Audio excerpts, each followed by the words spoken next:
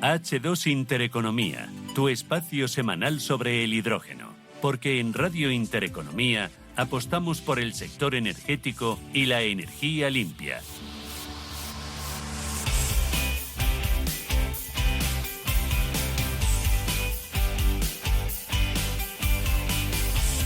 Buenos días, ¿qué tal están? Bienvenidos a una nueva edición de H2 Intereconomía, capítulo 17º de la temporada y primero de este año 2025. Arrancamos ejercicio y hoy precisamente en el programa vamos a abordar los desafíos, los retos que afronta el sector, pero también las oportunidades dentro del mundo del hidrógeno. Y nos va a acompañar para profundizar en esta situación actual de este vector energético Marcos Rupérez, ingeniero y colaborador de OBS Business School. También vamos a repasar toda la actualidad del hidrógeno, todas las noticias que nos ha dejado el año nuevo para este vector energético. Y lo primero, como siempre, es repasar toda la información en titulares. Hoy lo hacemos con Roberto Sol. Y empezamos aquí en el viejo continente porque Europa registra más de 600 proyectos de hidrógeno verde en marcha. Fruto de la ambición del Plan REPower EU, que tiene como meta producir 10 millones de toneladas de hidrógeno renovable en la Unión Europea y asegurar la importación de una cantidad equivalente para 2030. En total, son más de 180 proyectos de transmisión, 60 de distribución, 80 de almacenamiento, 30 dedicados a terminales y puertos. También se incluyen más de 200 iniciativas enfocadas en la producción del hidrógeno y 20 orientadas a su demanda.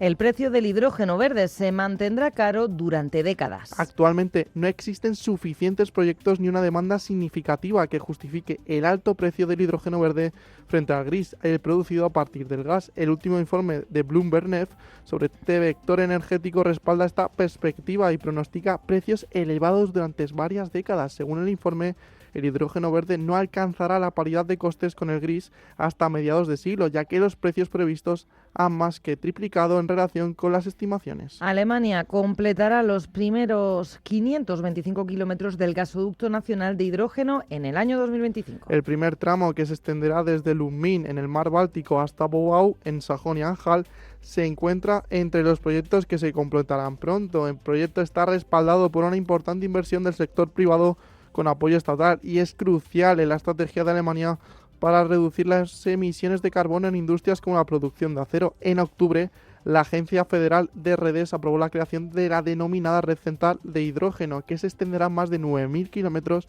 en 2032, conectando los principales centros de hidrógeno de cada estado federado. Un laboratorio de Corea consigue producir hidrógeno verde a partir de aguas fecales. Un equipo de científicos del Instituto de Investigación de Energía de Corea del Sur ha desarrollado y certificado una tecnología llamada ZeroGap, que promete una producción de hidrógeno rentable a gran escala a partir de residuos orgánicos. Con esto logran dar solución a dos escollos: la creciente demanda de hidrógeno verde y la gestión sostenible de los desechos orgánicos. Toyota sigue avanzando hacia una movilidad basada en el hidrógeno. El fabricante japonés ha anunciado que su nuevo plan de producción de sistemas de celdas de combustible y de electrolisis de agua para el suministro de hidrógeno ha sido seleccionado por el Ministerio de Economía nipón para su programa de apoyo para la construcción de cadenas de suministro.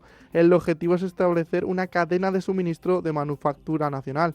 Para el mercado de Europa y América, la meta será suministrar 75.000 unidades para el año 2030. Y frente a esta apuesta de Toyota tenemos a Porsche, que dice adiós al hidrógeno. El fabricante de vehículos deportivos ha declarado oficialmente fuera del mercado de vehículos eléctricos de pila de combustible de hidrógeno, ya que la propulsión de hidrógeno no está en sintonía con sus parámetros de rendimiento y eficiencia.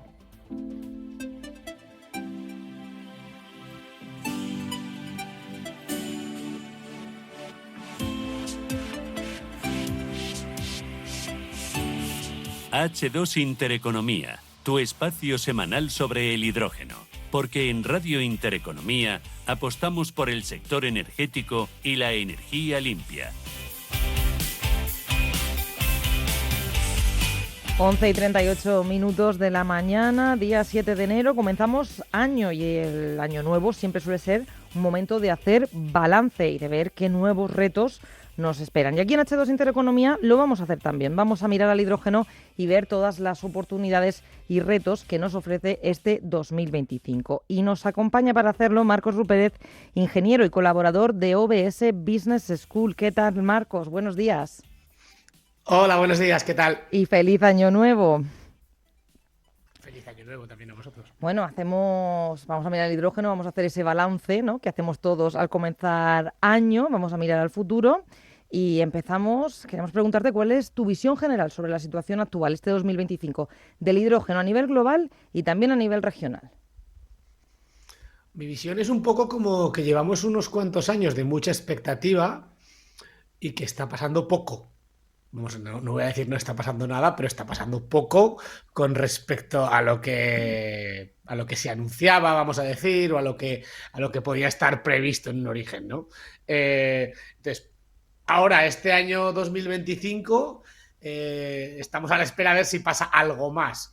Yo siempre he dicho, y he sido una persona, en mi opinión, sobre mi fuente de expertise, que es el hidrógeno, de que había una expectativa demasiado alta y que no se iba a cumplir. Sigo pensando que no se va a cumplir, solo que creo que ahora se está demostrando de alguna manera que yo tenía razón y que la expectativa es más baja, la realidad va a ser mucho más baja y el camino mucho más lento y tedioso.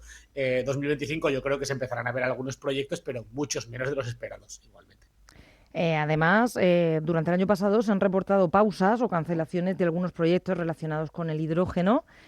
¿Por qué? ¿Cuál crees que son las principales razones detrás de todas estas decisiones negativas que se han tomado? Bueno, al final es que las empresas pidieron subvenciones como si fueran maravillosas, ¿no? Al final, oye, yo pido una subvención y las subvenciones que te dan al hidrógeno, pues los PERTES o todas estas cosas, pues suelen ser, pues no sé, o un 30% de la inversión o un porcentaje de alguno de los costos del negocio, ¿no? OPEX o CAPEX, el que sea. Pero un porcentaje. El negocio tiene que salir y muchas veces ese porcentaje no arregla el negocio.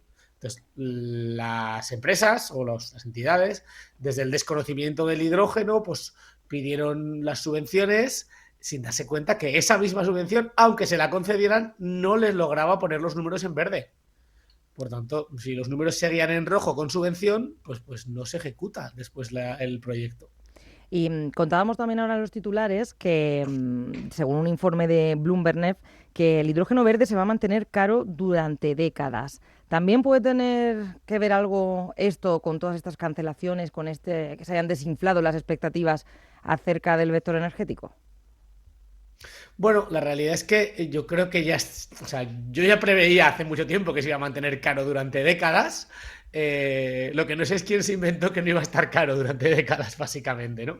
Había unos objetivos se plantearon objetivos en base a, mira, oye, para que el hidrógeno funcione bien, tiene que llegar a ser competitivo con el gas natural, con el hidrógeno gris y gas natural, en 30 creo que era el plan, ¿no? Entonces tenemos que llegar, antes se decía, a €1,50 el kilo de hidrógeno en 2030.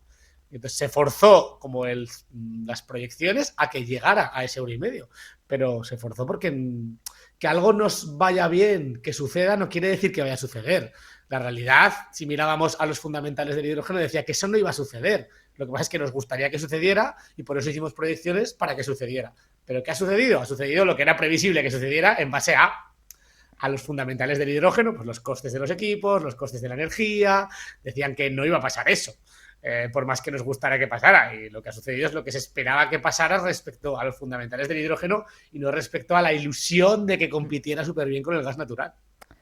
Decimos arranque de año, momento de fijarse objetivos. Ante este 2025 que anticipabas como un poco parado, ¿cuáles son los retos a los que se enfrenta el hidrógeno?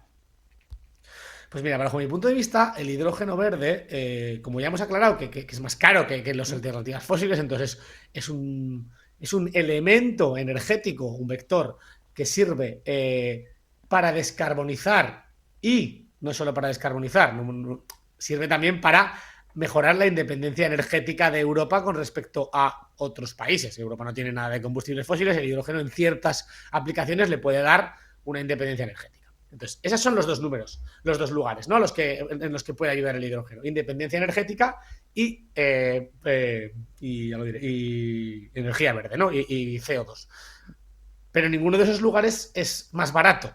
Ninguno de esos lugares tienen un sobrecoste. Entonces, a partir de ahí, creo que como no hay competitividad de mercado libre, realmente, los proyectos que se den se van a dar o bien porque tengan una subvención suficiente y el proyecto esté bien diseñado, o bien porque haya una obligatoriedad una obligatoriedad legal, como ya la hay, por ejemplo, con el biodiesel. El biodiesel no está en mercado, pero todos echamos biodiesel en nuestros coches. ¿Por qué? Pues porque la Comisión Europea obliga un porcentaje, punto. Bueno, pues el hidrógeno, no estoy diciendo ni que esté bien ni mal, ni que yo desee esto, sino que caminará en aquellos lugares, en Europa, hablando de Europa, en los que la Comisión Europea quiera que camine. Y en los que no quiera que camine, no caminará nada. ¿Por qué? Porque no hay competencia de mercado. Entonces, a partir de ahí creo que se debería dar un proceso en el que definamos, en el fondo, los europeos, si creemos que esto es una democracia, en qué sitios queremos hacer un esfuerzo más allá del mercado, porque tiene un interés estratégico a largo plazo.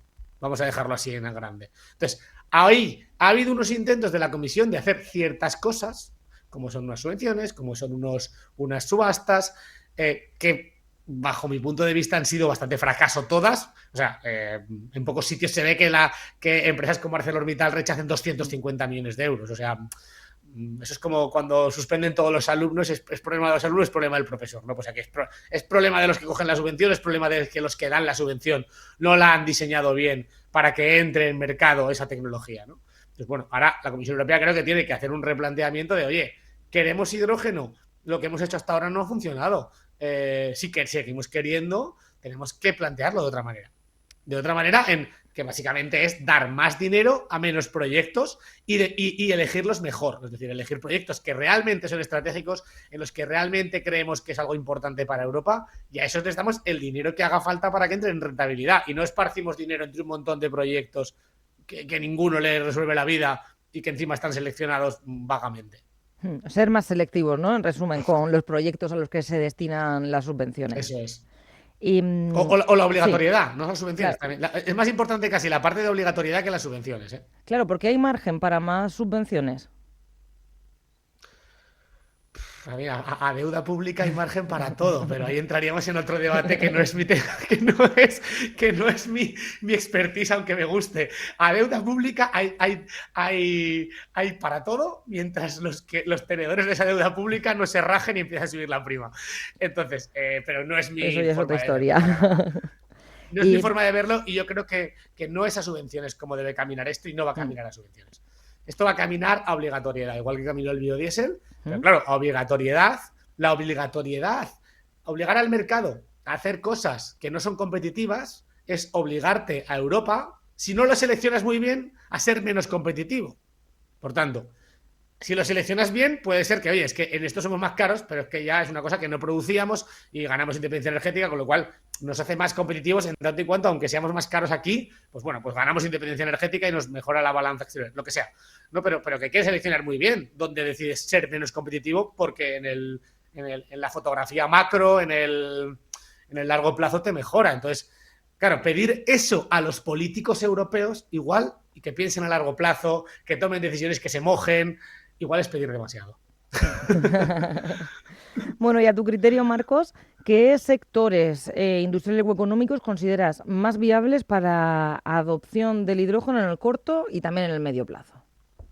Mira, en el hidrógeno siempre se habla de coches. Creo que en la entradilla del programa habéis puesto Toyota, había unas cuantas noticias, ¿no? He visto varias, ¿no? Sí. Pero bueno, coches, no sé qué.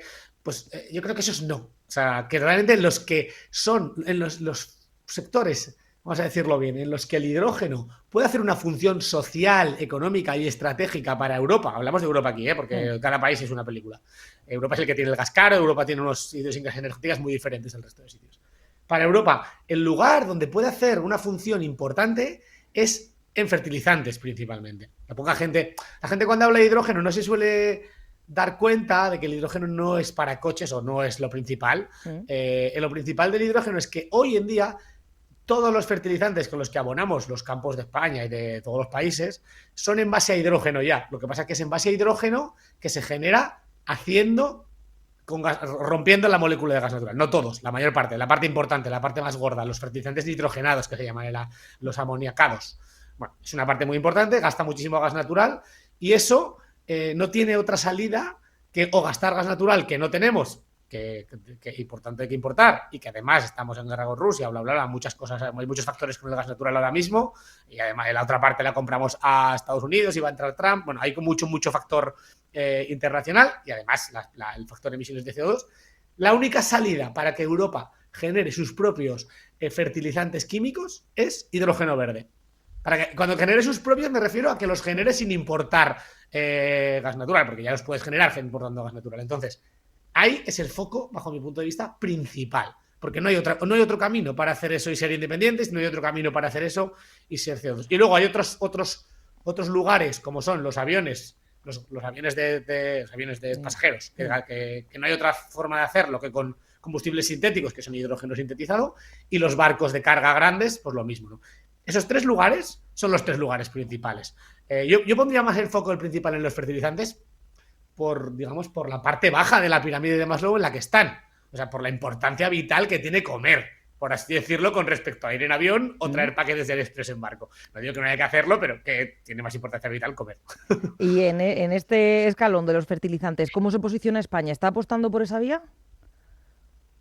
En España hay proyectos de esa vía, lo que pasa es, claro, que está por ver si se ejecutan. Por ejemplo, si hay ya proyectos, quiero decir, Iberdrola tiene el principal proyecto de hidrógeno de España, podría decir, es un proyecto que tiene Iberdrola en Puerto Llano, que es para generar fertilizantes en hidrógeno verde, que invirtió, si no recuerdo mal, hace ya 3 o 4 años, 150 millones, que puede parecer mucho, pero para el sector energía no es tanto, es más bien una prueba de Iberdrola. Y luego sí que hay otros proyectos, como por ejemplo el fondo de pensiones danés, el Copenhagen Infrastructure Partners, un fondo de los más grandes daneses, tiene un proyecto justamente aquí en mi tierra, en Aragón, para generar hidrógeno para llevar a Sagunto, que se llama Catalina, que es un proyecto de, si no me equivoco, 2.000 millones la primera fase ya o algo así. Entonces, sí hay proyectos planteados, pero como siempre pasa en el hidrógeno, está por ver si se hacen, ¿no? Porque esos proyectos, por ejemplo, el Catalina en Aragón tiene una subvención concedida de una subasta de estas de hidrógeno, pero no sabemos si va a ser suficiente, si se va a hacer. Entonces, ahí es donde, de nuevo, la comisión tiene que decidir, oye, ¿qué proyectos sí quiero apoyar con contundencia? Con dinero, con obligación y con facilidades legales, ¿no? Al final Europa es un sitio súper regulado.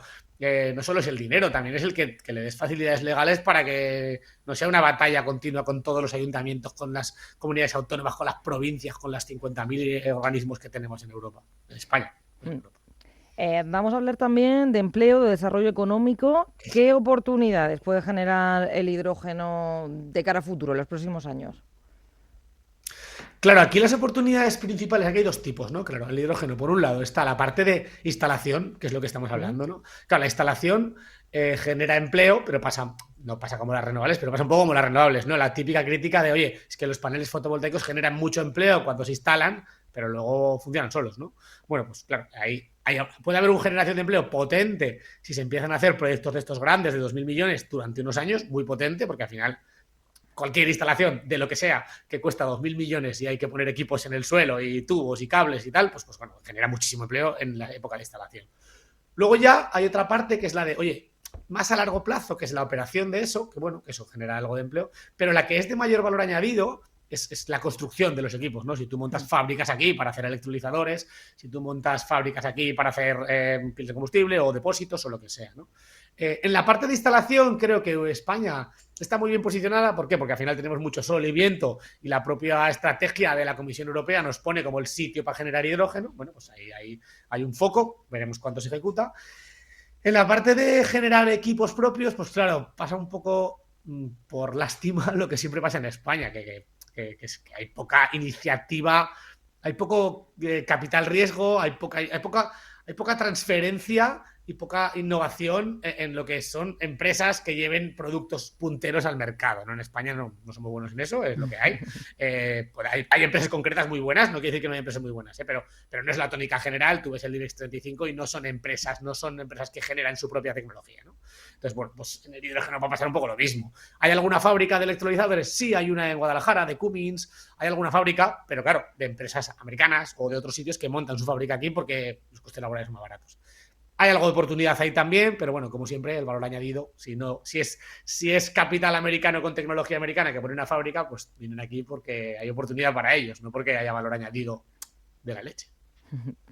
Nos contabas antes que la Comisión Europea tiene en su mano la regulación, las subvenciones, pero el resto de administraciones, las más pequeñitas, ¿cómo pueden acelerar el desarrollo del hidrógeno? ¿Cómo pueden echar una mano al sector? Bueno, desde o sea, yo que soy un presidente de una comunidad autónoma, vamos a poner, o gente de este perfil, bueno, ¿cómo pueden ayudar? Es básicamente no poniendo trabas, porque probablemente esos perfiles no pueden, esos perfiles no, son perfiles que tienen, claro, hablamos de no tienen dinero, sí tienen dinero, pero es que estos proyectos siempre son tan masivos que es dinero muy bestia, que viene de Comisión Europea, etcétera, o del gobierno central, ¿no? Entonces, el resto de políticos lo que van a hacer es no poner trabas, ¿no? Oye, ¿qué necesitas proyecto? Este proyecto, yo qué sé, en X comunidad autónoma, hay un proyecto que se anuncia, ¿qué tal? Lo que pueden hacer los políticos es interesarse por ese proyecto, ir y decirle, si yo realmente creo, y creo que es estratégico para mi comunidad autónoma, para mi provincia o para mi ciudad, este proyecto, voy con el proyecto, me reúno y le digo, ¿qué necesitas? Y lo que te va a decir es que no me pongas problemas. Te va a decir, lo que necesito es que me ayudes con los trámites que... No me pongas problemas en trámites y me ayudes con vamos a decir, la visión social, ¿no? Al final, el que tenga una buena imagen, el que la gente no se me ponga de cara en los sitios y que si se me pone de cara solucionemos el problema. Oye, en este pueblo se me han puesto de cara por no sé qué. ¿Cómo solucionamos el problema? ¿Qué necesitáis? ¿Qué? Esas mesas de negociación sociales incluso, ¿no? Porque eso tampoco se habla muchas veces y pasa mucho con la fotovoltaica también. Oye, que no hay mesas de negociación sociales. El pueblo no quiere, pero vamos a sentarnos a hablar qué es lo que quieres, ¿no? Pues en esas partes más de conexión, de que no haya rozamiento social del proyecto, de que no haya rozamiento legal, es donde pueden apoyar las entidades que no tienen, digamos, vamos a decir, dinero suficiente para apoyar los proyectos o no tienen tan en su mano esa decisión. Y una última pregunta que se nos echa el tiempo encima, Marcos. Infraestructura importantísima para adoptar de manera masiva el hidrógeno. ¿Qué cambios hay que realizar? A ver, yo creo que los proyectos de hidrógeno son más bien singulares y cada uno genera su propia infraestructura a día de hoy, ¿no? Una infraestructura global, como se ha visto ahora últimamente en noticias de un tubo de Alemania, yo lo veo, y esto es una opinión muy personal, otros compañeros míos del sector dirían que no, yo lo veo matar moscas a cañonazos. Yo creo que cuando haya que hacer infraestructura común de país o de región será cuando haya muchísimos proyectos. De momento, cada proyecto, igual que ha pasado con todas las tecnologías, la red española de gas natural no se creó, de repente vamos a hacer una red de gas natural, no, pues habría en Barcelona un yacimiento y se hizo una mini red allí, y se hizo con el consumo y la generación de la mano, ¿no? El mismo proyecto era, oye, aquí generamos, aquí consumimos, hacemos una mini red. Pues yo creo que se va a crear así y que hay que dejar de poner dinero en grandes infraestructuras que no sabe que se van a usar y poner el dinero y apostar por proyectos que realmente son estratégicos y centrar el foco en esos proyectos y definir bien cuáles son. Y yo creo que eso es la clave.